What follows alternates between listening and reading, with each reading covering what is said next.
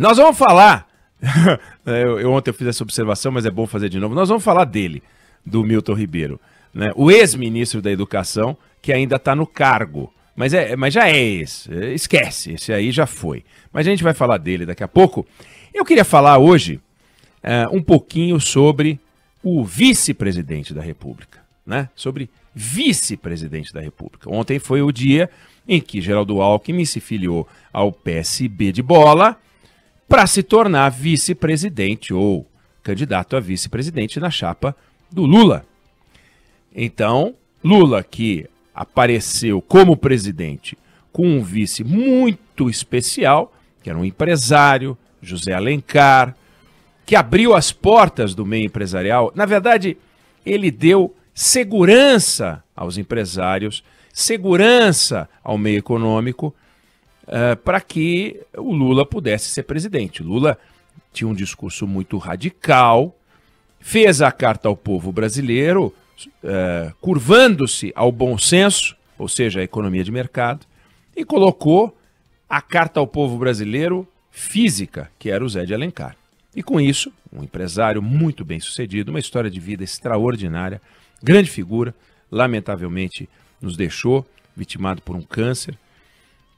Mas uma pessoa que construiu a sua vida saindo do nada. Certa vez, perguntado por que e como ele fez para se tornar um empresário tão bem sucedido, ele disse: eu não tinha alternativa. Eu não prestei concurso público, eu não era advogado, eu não era nada. Então eu não tinha alternativa, eu fui fazendo e construindo e cheguei lá. E chegou muito lá. E tornou-se vice-presidente da República do Lula. Foi um personagem importante. Tinha opiniões, não era o vice calado, como foi Marco Maciel, vice de Fernando Henrique Cardoso. Dava as opiniões dele, batia na política de juros, criava, às vezes, certos embaraços com as suas declarações, mas foi uma conquista muito importante para o Lula naquele momento. E agora surge Geraldo Alckmin, que, diferente do Zé Alencar, já havia participado da política, né? Eu me refiro a uma longa carreira na política, lógico, mas já havia participado da política brigando com o Lula, batendo de frente com o Lula, disputando a presidência da República contra o Lula e usando contra o Lula os argumentos mais pesados. As declarações que ele fez a respeito do Lula são enormes, a quantidade é infinita, e agora ele vai ser o candidato a vice do Lula. Alguém vai falar sobre as contradições? Há várias contradições. Alguém pode destacar que chega a ser incoerente? Pode falar o que for.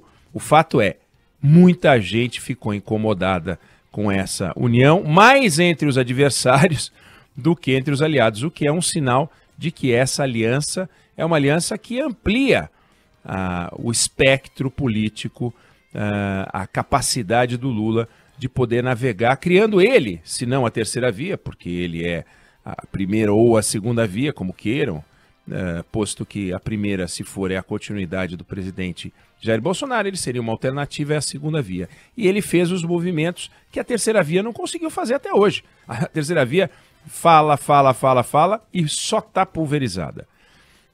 Ciro Gomes não decola, Sérgio Moro menos ainda, João Dória patina, e no PSDB, aonde a briga impera. O que há no PSDB é um festival de desentendimentos, rusgas, ressentimentos, muito passivo.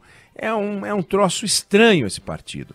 É um partido que surgiu para mudar a política e hoje é um partido que ficou para trás, ficou no tempo, não sabe se é de esquerda, se é de direita, não sabe se comportar de uma forma muito clara, né? Razão pela qual acontecem essas brigas. João Dória entrou no partido, carreira meteórica, prefeito, governador, e eu sou governador de São Paulo, vamos embora, né? O governador de São Paulo é uma figura muito importante na política nacional, só que é aquilo, tirando a República Velha e Jânio Quadros, nunca mais um governador de São Paulo ganhou a presidência. A prova é o Geraldo Alckmin, que disputou 2 eleições para presidente e teve um desempenho ruim na última eleição, bem fraco, com 3% das intenções de voto, e agora volta como vice-presidente.